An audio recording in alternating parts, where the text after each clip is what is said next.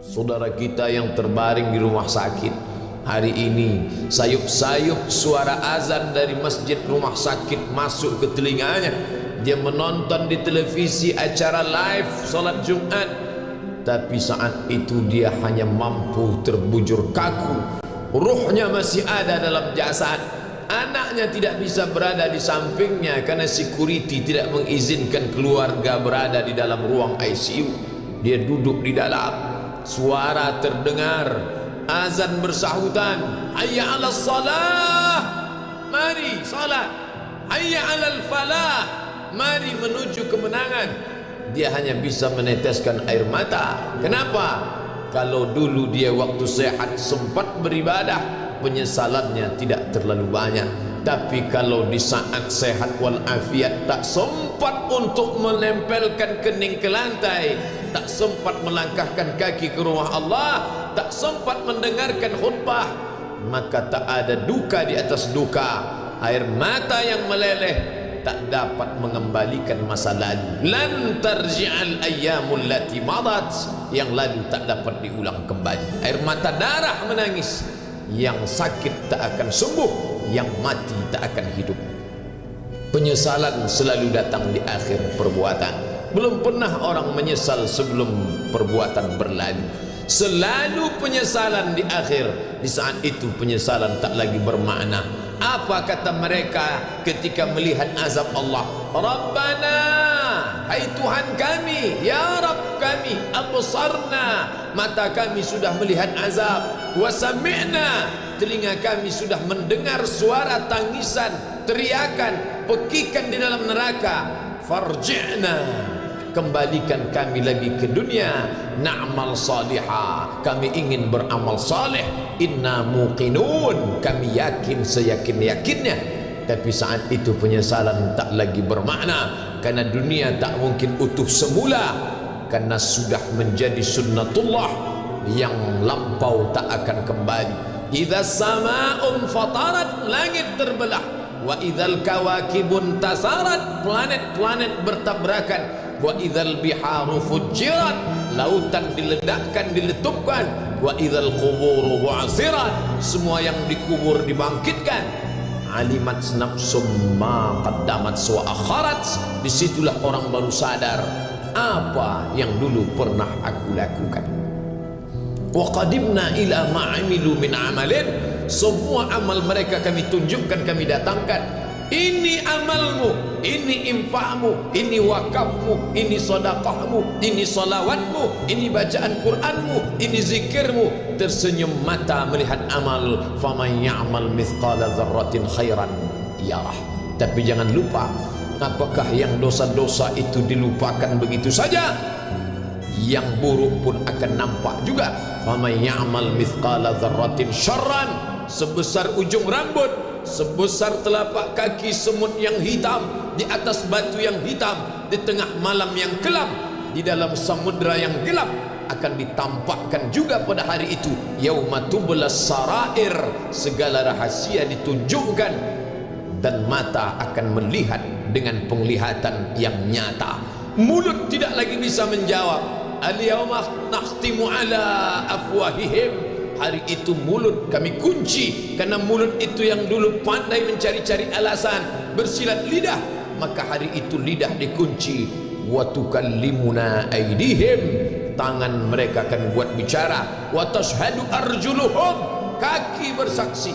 Apa yang akan dibicarakan tangan, apa yang akan dipersaksikan kaki? Bima kanu yaksibun, semua yang pernah dilakukan di masa yang lalu. Berapa atasanmu sanggup memberi gaji sehingga begitu enteng kau tinggalkan solat? Apa yang dijanjikan istrimu sehingga begitu enteng kau berikan yang haram? Hanya rayuan sesaat, padahal dia pun akan meninggalkanmu sebelum masa tua tiba. Apa yang dijanjikan anak-anakmu? Ayah, kami akan menjagamu di hari tuamu nanti, maka berikan kami yang kami inginkan. Belikan kami rumah yang besar, belikan kami kendaraan yang mewah. Nanti setelah hari tua kami akan menjagamu, kata mereka. Tapi setelah kita tua, dosa-dosa begitu banyak terkumpul, mereka pun meninggalkan kita di panti jompo yang penuh dengan kesunyian, hening, sepi. Suara cucu tak terdengar menangis karena mereka pun malu mengakui kita sebagai orang tua. Suapkanlah yang haram ke mulut mereka, berikanlah yang batil ke dalam perut mereka. Itu hanya akan menjadi azab di dunia sebelum hari kiamat tiba. Ish masyikta, hiduplah sesuka hatimu. Ish masyikta, apa yang mau kau makan, makanlah. Apa yang akan kau bekerjakan, kerjakanlah. Fa innaka mayyit, tapi ingat, kau akan menjadi mayat, kau akan mati. Semua akan diminta pertanggungjawaban di hadapan Allah Subhanahu wa ta'ala. Hari ini orang boleh tertawa, hari ini orang boleh merasa dunia dia yang punya, tapi sampai masanya yang hijau akan berubah menguning, yang kuning akan mati, yang mati akan menjadi debu, yang debu ditiup angin hampa tak bermakna. Lalu apa yang akan dibawa menghadap Allah Subhanahu wa ta'ala? Amal saleh.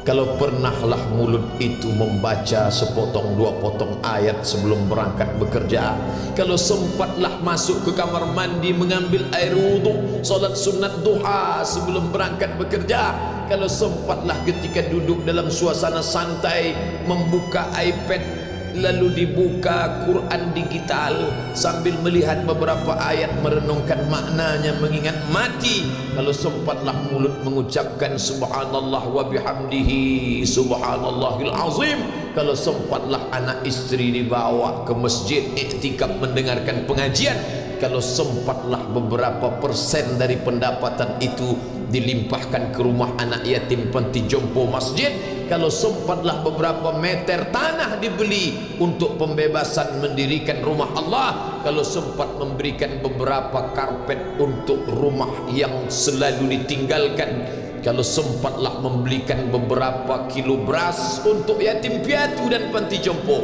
itulah yang akan menolong di hadapan Allah. Adapun rumah besar dengan beberapa semen, dengan beberapa busi yang banyak, semua akan menjadi tinggal kenangan. Mereka akan menjual, membagi-baginya. Tanah yang dulu harganya semeter 100.000 sekarang sudah menjadi 5 juta. Mereka akan bagi-bagi itu semua kepada ahli waris. Lalu kita hanya membawa 3 helai kain tipis yang tidak berjahit, dan itu semua menjadi milik orang. Kalau dulu mereka kita didik dengan pendidikan yang baik, di tengah malam mereka bangun menetes air matanya, lalu dia berdoa, Rabbighfirli wa liwalidayya warhamhuma kama rabbayani shaghira, seperti tetesan embun di tengah gurun Sahara yang panas. Kalau sempatlah mereka berdoa, Allahumma ighfir lahu warhamhu wa'afihi wa'fu anhu, maka mengalirlah air yang sejuk ke tenggorokan yang kering.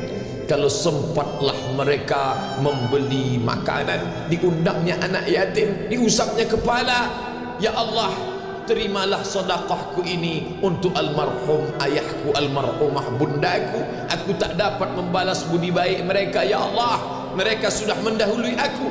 Maka akan mengalirlah itu sebagai perlipur lara di tengah alam barzakh sementara kiamat tiba. Tapi kalau mereka hanya dididik dengan keduniawian, dididik dengan kemewahan, disumbat mereka dengan materi, tak pernah diingatkan pada mati. Ketika kita mati, mereka pun juga akan mati perasaan ingatannya. Paling celaka lagi, mereka mengingat kita dengan mengantarkan bunga, mereka mengingat kita dengan pakaian hitam, mereka mengingat kita dengan suara musik, mereka mengingat kita dengan memajang foto kita besar-besar di dalam rumah. Dan itu hanya menjadi penghalang rahmat Allah turun, tidak berkesan sedikit pun. Mereka sedang menyangka kalau dinyanyikanlah lagu kesenangan kita, terobat rindu hatinya. Kalau dipajangnya foto kita, dilingkarkannya karangan bunga, puas rindunya. Padahal itu tidak membuat pengaruh apapun kepada kita di alam barzakh. Maka sayang, buatlah sayang yang mengingatkan sesudah mati. Kalau rindu, buatlah kerinduan yang membuat dia akan tetap mengalir sebagai satu amal sesudah kematian. Idza matal insan, kalau manusia mati, inqata'a, dulu rajin membaca Quran berhenti, dulu rajin salat tahajud berhenti, dulu rajin menghatamkan segala yang baik-baik berhenti. Tapi ada yang tetap mengalir. Di antara yang mengalir itu adalah sedekatun jariyah. Sempat membelikan beberapa bungkus nasi, nampak orang tua di panti jompo menyuap nasi itu, menggeletar tangan mereka karena usia lanjut, menetes air mata. Kita bukan sedang melihat orang tua, kita bukan sedang melihat orang lain. Saat itu kita sedang melihat potret diri kita 30 tahun yang akan datang. Di mana aku 30 tahun akan datang? Surga, kenikmatan yang luar biasa, tapi dia tidak akan dimasuki oleh orang yang biasa-biasa. Solat biasa, baca Quran biasa, zikir biasa, untuk mendapatkan yang luar biasa, maka itu bukan perimbangan ibadah yang fair. Hanya dengan solat wajib biasa, hanya dengan baca Quran biasa, hanya dengan zikir biasa, hanya dengan sedekah biasa, berharap akan masuk ke dalam surga yang luar biasa, maka sungguh bukan suatu perimbangan, perniagaan yang seimbang antara makhluk dengan Khalik Allah Subhanahu wa taala. Khutbah Jumat ini kembali mengingat kita, mengajak merenung bersama. Kita ini mau kemana? Di sini untuk apa? Yang kita bawa menghadap Allah itu apa? Apakah nama, jabatan, kebesaran, harta benda ikut menghadap Allah? Tidak. Dia akan tinggal menjadi puing-puing kenangan. Yang akan dibawa adalah amal saleh. Makanya kita selalu berdoa selesai wudu, Allahumma ja'alni minat tawabin waj'alni minal mutatahhirin, ditutup dengan waj'alni min ibadikas salihin. Karena orang yang soleh lah yang selamat dari kerugian, yang lain rugi. Innal insan, semua manusia lafi khusrin, rugi. Yang kaya rugi, yang punya kuasa rugi, yang ganteng rugi, yang punya anak rugi, yang punya istri rugi.